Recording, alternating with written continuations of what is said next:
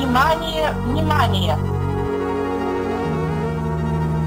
Внимание, внимание! Уважаемые товарищи! Городской совет народных депутатов сообщает, что в связи с аварией на Чернобыльской атомной электростанции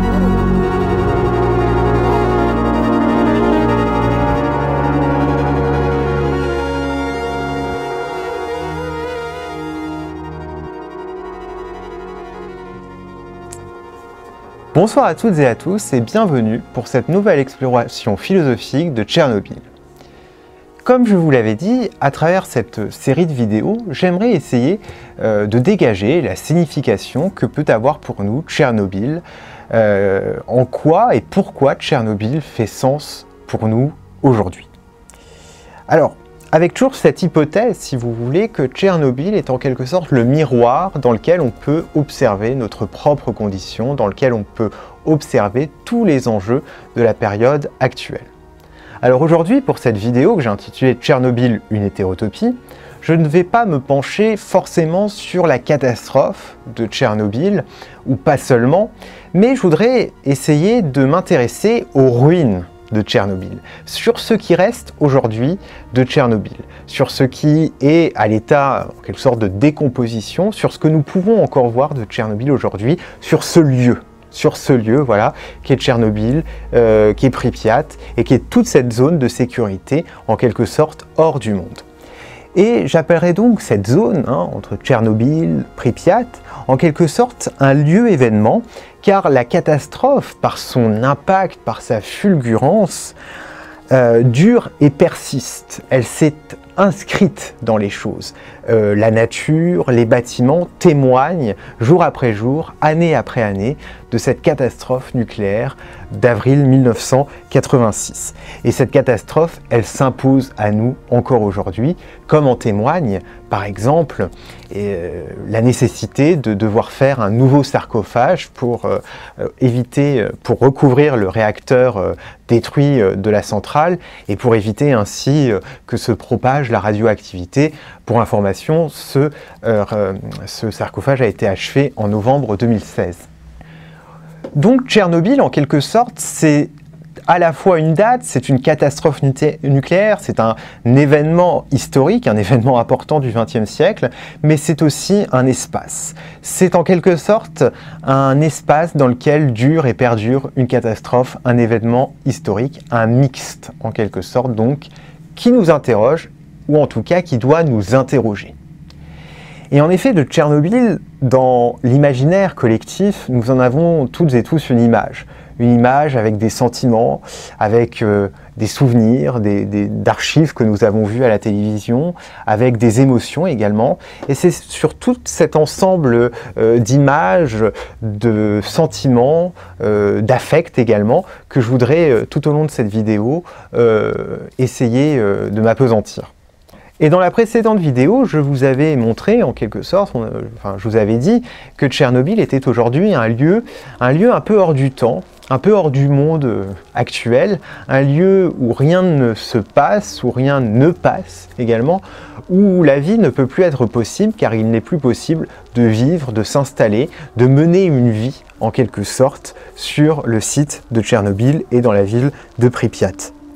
Tchernobyl, en quelque sorte, pour employer une image, c'est un peu un sanctuaire à l'intérieur dans lequel, justement, on ne peut rentrer que en se déchaussant. Et bien, c'est pareil pour Tchernobyl. Tchernobyl est sanctuarisé et on ne peut rentrer dedans sans prendre d'infinies précautions. C'est pourquoi Tchernobyl, on peut dire que c'est un lieu hors du temps, mais c'est aussi un lieu hors de l'espace, un espace complètement autre. Non pas un espace secret, un espace caché, mais un espace autre qui n'a, pour ainsi dire, rien à voir avec le monde tel que nous l'expérimentons, avec le monde tel que nous le vivons au quotidien.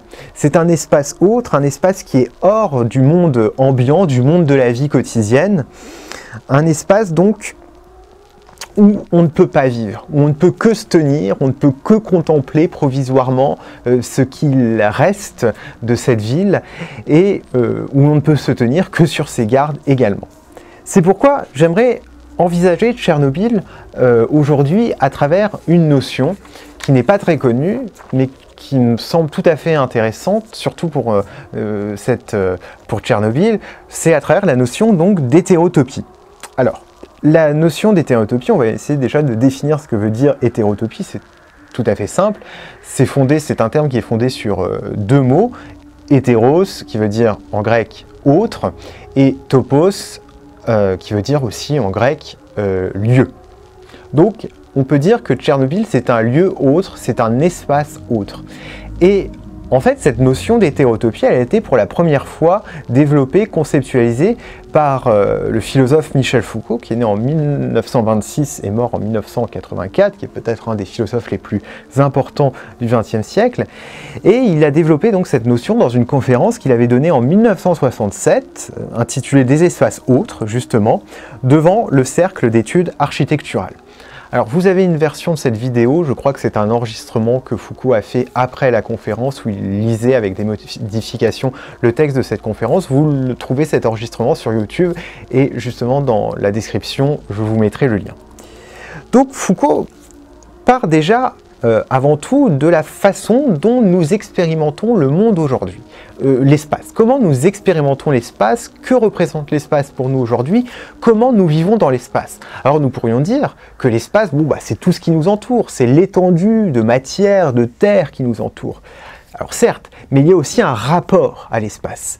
Comment justement nous nous déplaçons, comment nous vivons dans cet espace? Et c'est la question que se pose Foucault au début de sa conférence. Et pour Foucault, eh bien, l'espace se constitue pour nous comme un ensemble d'emplacements, c'est-à-dire de lieux, de localités, de pôles, pour ainsi dire, qui sont reliés entre eux par des relations spécifiques, et ces relations définissent la fonction de chacun de ces emplacements. Donc, pour Foucault, l'espace, nous expérimentons l'espace comme un ensemble d'emplacements qui sont liés entre eux par des relations spécifiques, et ces relations spécifiques, justement, elles permettent de donner à chaque lieu une fonction. En quelque sorte, on pourrait dire que l'espace, aujourd'hui, tel que nous l'expérimentons, c'est avant tout un réseau. C'est ça, finalement, un réseau. C'est un ensemble d'emplacements qui sont reliés entre eux par des relations spécifiques. Et le terme de réseau est aujourd'hui complètement omniprésent. On parle de réseau de communication, de réseau pour les transports, on parle également de réseau pour la mondialisation des flux de marchandises, des flux de capitaux. Le réseau, en quelque sorte, d'autant plus aujourd'hui avec la mondialisation néolibérale, est au cœur même de nos existences. Et Foucault, déjà en 1967, disait que ce terme, ce réseau, cette notion de réseau, cette réalité du réseau que nous expérimentons, elle n'était pas sans poser de problème, notamment en termes de stockage. Et on voit aujourd'hui tous les problèmes qui sont posés avec le stockage des matières premières qui sont impliquées par la circulation dans les réseaux de marchandises, de matières premières. On voit aussi le problème de stockage avec les data centers, les données que vous avez sur votre ordinateur ou sur vos smartphones. On voit aussi que le réseau crée des inégalités parce que tout le monde n'a pas accès au réseau. On peut parler par exemple du réseau de l'eau, l'accès à l'eau potable qui est aussi un réseau et tout le monde n'y a pas accès. Donc le réseau, c'est aussi ce qui crée des inégalités. En tout cas, on voit qu'aujourd'hui on expérimente l'espace comme un réseau d'emplacement et qui n'est pas sans poser de problème. Alors Foucault, dans sa conférence, commence par ce point, par ce réseau. Mais en quelque sorte, il ne s'agit là que d'un préalable, parce que ce n'est pas là l'important. Pour Foucault, c'est qu'à côté de l'ensemble de ces emplacements, qui font partie intégrante de notre vie quotidienne, qu'il s'agisse par exemple du foyer, du lieu de vie, du lieu de résidence, du lieu de travail, ou encore des lieux de sociabilité comme les cafés, les cinémas, il y a des espaces qui sont complètement autres. Et pourquoi ces espaces sont-ils complètement autres? Tout simplement parce que le fonctionnement des espaces auxquels nous sommes accoutumés, comme le lieu de travail, le lieu de sociabilité, sont complètement abolis. C'est-à-dire qu'ils ont ces espaces autres, que Foucault appelle, vous l'aurez compris, des hétérotopies, ont un fonctionnement qui est complètement différent, que nous ne connaissons pas, auquel nous ne sommes pas habitués dans les emplacements, dans les lieux que nous fréquentons habituellement. Et j'aimerais vous donner justement la définition que donne Foucault dans cette conférence des hétérotopies, donc la définition des hétérotopies, qui me semble tout de même assez importante et tout à fait claire pour bien comprendre de quoi il s'agit. Foucault en effet déclare à propos des hétérotopies qu'il s'agit, je cite, de sortes de contre-emplacements, sortes d'utopies effectivement réalisées dans lesquelles les emplacements réels, tous les autres emplacements réels que l'on peut trouver à l'intérieur de la culture sont à la fois représentés, contestés et inversés. Des sortes de lieux qui sont hors de tous les lieux, bien que pourtant ils soient effectivement réalisables. Alors on voit en effet que dans les hétérotopies, en quelque sorte, il y a en négatif le fonctionnement de nos propres lieux auxquels nous sommes habitués, en négatif puisque justement, ces hétérotopies s'opposent radicalement à ce à quoi nous avons affaire tous les jours dans les lieux de travail, les lieux de vie, les lieux de sociabilité, etc. Il faut aussi noter que par rapport aux utopies, étymologiquement un lieu qui n'existe pas, les hétérotopies sont des lieux qui existent véritablement, mais qui se distinguent complètement de par leur fonctionnement. Alors pourquoi je voudrais vous parler d'hétérotopie aujourd'hui? Parce que il m'a semblé que quand on a affaire à des vidéos de Tchernobyl, de Pripyat, de ce qu'il reste de cette ville, de cette centrale nucléaire, quand on s'y rend, ce n'est pas mon cas, mais quand on s'y rend également, on ne peut manquer d'éprouver une forme d'étrangeté, une forme d'hostilité. On n'arrive pas trop à savoir où on est. Il y a une forme d'hostilité. J'aime beaucoup une expression de Freud qu'il a donnée pour titre à un de ses livres, qui est une inquiétante étrangeté. Eh bien, dans Tchernobyl, il y a une inquiétante étrangeté. On ne sait pas trop de quoi il s'agit, où l'on est, quel est le fonctionnement. On a vraiment l'impression d'être dans un lieu, pour le coup, complètement autre. Et il me semble que justement, en utilisant le terme d'hétérotopie, à propos de Tchernobyl, on peut considérer Tchernobyl véritablement avec plus de clarté, on peut se faire une représentation de Tchernobyl, on peut en quelque sorte domestiquer, j'ai envie de dire, l'étrangeté, l'hostilité qui se manifeste à nous de prime abord. Alors Foucault, dans cette conférence, nous livre 6 critères, 6 principes pour reconnaître les hétérotopies. Alors ces 6 principes, ces 6 critères, je vais vous montrer qu'ils sont complètement applicables à Tchernobyl et qu'ils nous permettent de comprendre beaucoup mieux Tchernobyl en tant que lieu événement, en tant qu'espace aujourd'hui. Et donc pour chacun de ces principes que je vais vous présenter, je vais vous montrer qu'ils sont donc complètement, avec des exemples précis, qui sont complètement applicables à Tchernobyl. Alors le premier principe, selon Foucault, le premier critère des hétérotopies, c'est qu'elles existent dans chaque société. Toute société, qu'il s'agit des sociétés dites primitives ou des sociétés modernes, actuelles, eh bien toutes ces sociétés connaissent des hétérotopies. Et Foucault distingue 2 types d'hétérotopies. Il distingue premièrement les hétérotopies de crise. Alors, que sont les hétérotopies de crise? Les hétérotopies de crise sont donc des espaces autres, des lieux privilégiés, sacrés ou interdits, qui sont réservés à des individus qui, par rapport à leur milieu d'appartenance, sont en état de crise. Alors Foucault prend l'exemple de femmes qui sont en couche et qui sont justement isolées dans des lieux où elles vont accoucher, isolées du reste de leur milieu, parce qu'elles sont justement en crise, puisqu'elles sont sur le point d'accoucher. Ça, c'est le premier type d'hétérotopie que recense Foucault. Il recense un deuxième type d'hétérotopie, qu'il appelle l'hétérotopie de déviation. Alors qu'est-ce que l'hétérotopie de déviation? Il faut dire déjà que selon Foucault, cette hétérotopie de déviation, c'est le type d'hétérotopie le plus courant aujourd'hui et qui a complètement remplacé les hétérotopies de crise.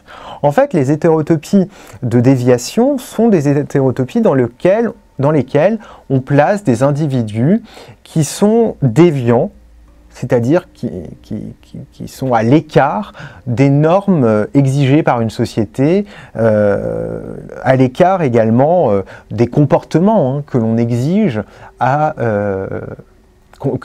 des individus. Alors l'exemple que donne Foucault est très parlant, c'est celui des prisons, mais aussi des cliniques psychiatriques. On voit que par rapport aux normes que l'on attend socialement d'individus, eh bien, les gens qui sont dans des prisons ou dans des hôpitaux psychiatriques n'ont pas ce comportement-là. Alors pour ma part, je pense que Tchernobyl ne rentre dans aucun de ces deux types d'hétérotopie, puisqu'il ne s'agit pas vraiment d'une hétérotopie de crise, il ne s'agit pas non plus d'une hétérotopie de déviation. Moi, je pense qu'on peut parler de Tchernobyl comme d'une hétérotopie que j'appellerais, de façon un peu barbare peut-être, mais d'une hétérotopie technico-écologique. Ça veut dire quoi? Ça veut dire que c'est une hétérotopie dans laquelle la vie humaine, en quelque sorte, n'est plus possible ou n'est possible que très partiellement. On peut se rendre dans ces hétérotopies, mais on ne peut pas y habiter. Et la vie humaine est rendue complètement impossible en raison de catastrophes écologiques, en raison d'impacts écologiques du fait de comportements techniques, de comportements technologiques. Et on voit que Tchernobyl répond complètement à ce critère-là, à ce type-là d'hétérotopie. Et de plus, cette hétérotopie-là, technico-écologique, eh bien c'est une hétérotopie qui est aussi à l'ordre du jour aujourd'hui, puisqu'on voit que, à cause du réchauffement climatique, à cause justement de l'impact des individus, des comportements techniques des individus sur la nature, certains lieux deviennent complètement inhabitables. Et on le voit très bien avec le déplacement des populations qui existent aujourd'hui, qui sont en cours et qui sont aussi prévus comme devant être dans les années à venir de plus en plus nombreux, de plus en plus massifs. Donc on voit que on pourrait penser Tchernobyl comme un troisième type, en quelque sorte, d'hétérotopie à côté des deux types que recense Foucault. Le deuxième critère que nous livre Foucault, c'est que les hétérotopies peuvent avoir un fonctionnement qui évolue, c'est-à-dire avoir une fonction qui évolue. Elles ne remplissent pas la même fonction tout au long de l'histoire. Alors on pourrait dire, oui, alors avec Tchernobyl, l'histoire est quand même assez courte, puisque l'histoire de Tchernobyl en tant qu'hétérotopie date d'un peu plus de 30 ans, et qu'il n'y a pas eu vraiment d'évolution de Tchernobyl. Tchernobyl reste une zone de sécurité, avec aucune vie dedans possible, c'est vrai. Mais on peut aussi se dire que Tchernobyl, d'une zone de sécurité, qu'il a fallu en quelque sorte instaurer, avec justement les liquidateurs qu'on peut voir dans la série Tchernobyl, on voit leur travail au péril de leur vie, eh bien on peut voir que Tchernobyl, petit à petit, progressivement, est devenu en quelque sorte un lieu de mémoire, ce que j'appellerais un lieu de mémoire, un lieu dans lequel on vient comme en pèlerinage pour se recueillir, alors c'est peut-être exagéré, mais en tout cas pour se voir transmettre par les ruines, par ce qui reste de Tchernobyl, une mémoire du passé, une mémoire de ce qui a été Tchernobyl. Et je pense qu'on voit de plus en plus, notamment avec les explorations, au sens propre du terme, qui se déroulent sur le site de Tchernobyl, dans la ville de Pripyat, eh bien on voit de plus en plus que Tchernobyl devient petit à petit un lieu de mémoire.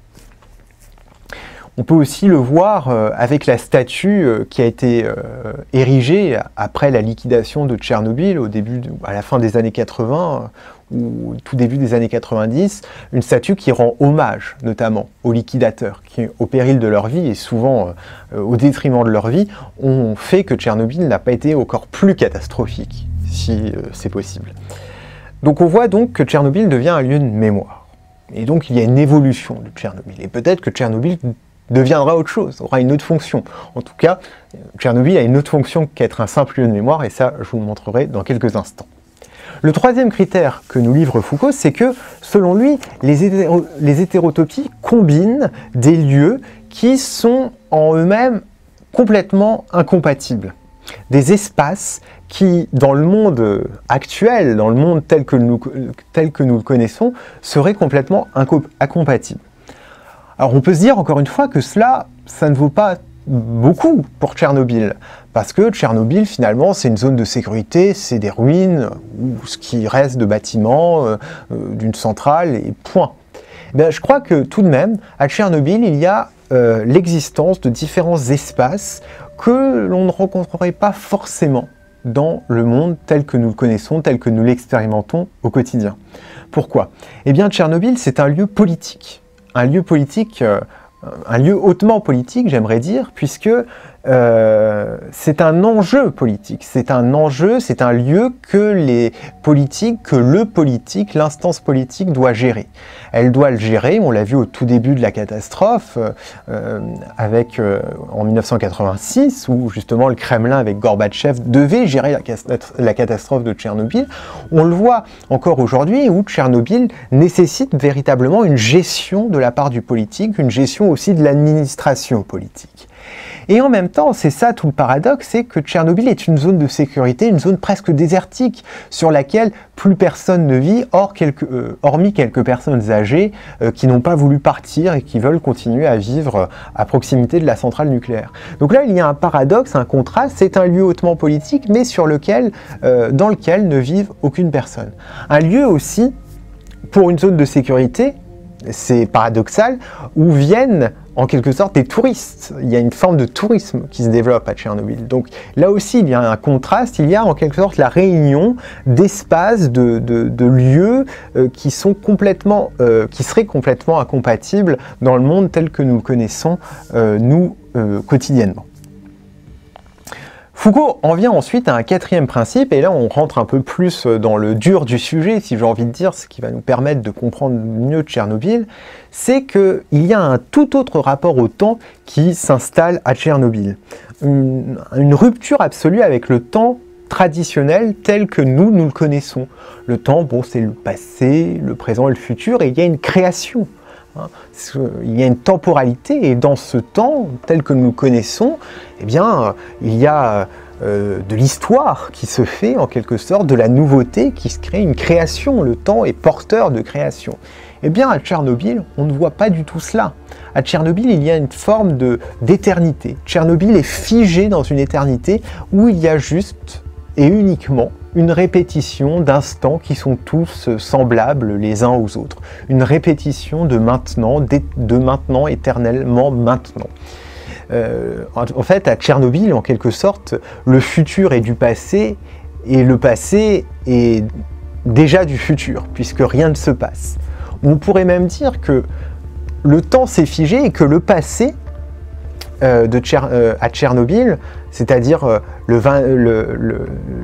nuit de la catastrophe en quelque sorte, et la catastrophe elle-même, se sont complètement figés. Le passé dure et se trouve être un éternel présent, une éternité. Le passé devient en quelque sorte une éternité. Le passé s'est figé. Et donc Tchernobyl peut constituer en quelque sorte un morceau d'histoire, un morceau du passé que l'on peut voir directement et non pas indirectement par des photographies, par des vidéos, par également des récits. Non, c'est un morceau d'histoire que l'on peut voir directement, un peu comme le sont par exemple les bouts du mur de Berlin, que l'on peut voir encore aujourd'hui à Berlin. Eh bien, à Tchernobyl, c'est pareil, puisque est restée en quelque sorte une esthétique qui était l'esthétique du communisme, avec les emblèmes du communisme, la faucille et le marteau, qui est l'emblème du communisme, l'esthétique soviétique. C'est très prégnant. On voit véritablement également une organisation de l'espace qui était également déterminante à l'époque. Comment on créait des villes qui étaient tout entières dédiées au rayonnement d'un bloc politique. Donc cette esthétique-là, cette architecture-là, constitue un véritable morceau d'histoire qui est un morceau du passé, mais qui vit, qui continue à vivre et qui vit dans un éternel présent. Et c'est ça tout l'intérêt en quelque sorte de Tchernobyl, c'est de voir comment le passé est directement tangible, comment nous avons affaire directement au passé. On pourrait prendre un autre exemple, c'est le cas d'Ouradour-sur-Glane, ce village qui avait été complètement détruit par les Allemands et qui est aujourd'hui, qui est resté complètement détruit, que l'on peut aller visiter et qui montre bien, encore une fois, l'éternel présent de l'horreur qui a été la destruction entière de ce village. L'avant-dernier principe que Foucault nous livre, le 5e principe, c'est celui, c'est le suivant, c'est que les hétérotopies forment toujours un système qui est à la fois isolé par rapport à l'ensemble du réseau hein, que nous connaissons aujourd'hui, isolé par rapport à l'ensemble des emplacements, mais à la fois pénétrable. C'est ça tout l'enjeu, c'est que les hétérotopies ne sont pas complètement à l'écart du monde. On peut, justement, elles sont isolées par un ensemble de mesures, par un ensemble de barrières, de barrages, mais en même temps, on peut passer ces barrières, on peut passer outre ces barrages pour se rendre dans ces lieux. Et c'est le cas de Tchernobyl. Hein. Tchernobyl est en quelque sorte une brèche, un écart dans notre monde. C'est comme je l'ai dit, c'est un espace hors du temps tel que nous le connaissons, hors de l'espace tel qu'il est organisé, tel qu'il est vécu aussi par les individus, tel qu'il est organisé par leurs pratiques, par leur travail, etc.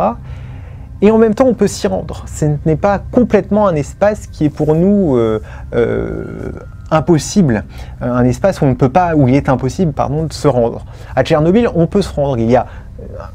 Tchernobyl est isolé par une zone de sécurité, 30 km, par des checkpoints, des barrages, des barrières, mais on peut passer tous ces barrages. Donc il y a un lien, il y a une continuité, si vous voulez, entre notre propre monde et Tchernobyl, mais on peut tout de même rentrer dans Tchernobyl, et c'est ça tout l'aspect en quelque sorte inquiétant, étrange, c'est qu'on passe d'un monde à l'autre en quelque sorte.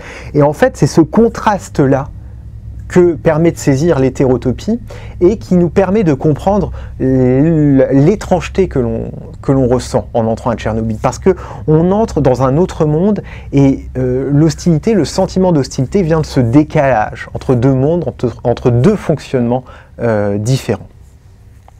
Et cela m'amène donc à mon dernier point, qui est le 6e critère que nous livre Foucault, c'est que les hétérotopies ont une fonction.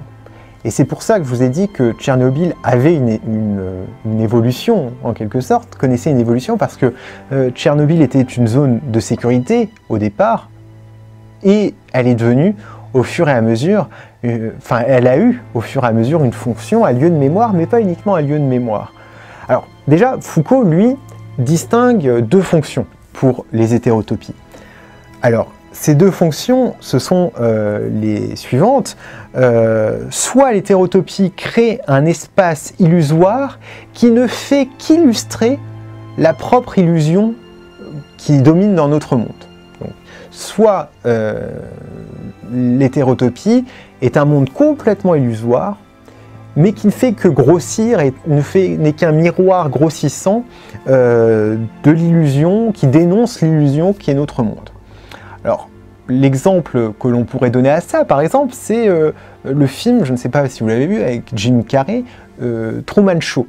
Hein, dans Truman Show, on pourrait considérer que c'est une hétérotopie. Non pas pour Truman Show, mais pour nous autres qui voyons ce film, ou pour ceux qui, dans le film, suivent tous les jours les aventures de Jim Carrey dans cet espace complètement artificiel.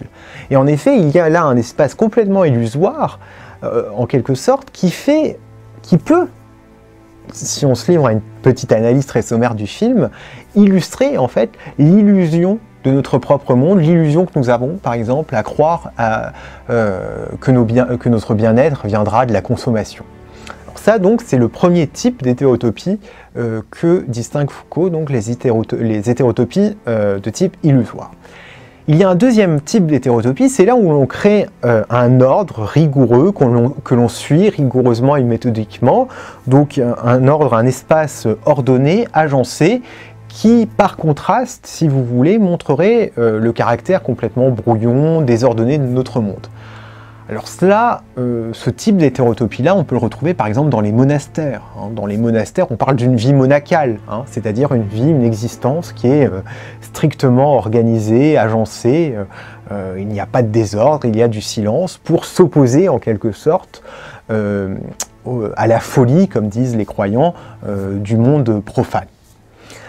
Alors moi je suis d'accord en quelque sorte avec Foucault, hein, je suis totalement d'accord, je pense que les hétérotopies ont bien une fonction, mais que ce n'est pas forcément que la fonction des hétérotopies ne se limite pas, ne se réduit pas aux deux fonctions que Foucault que Foucault relève dans son texte.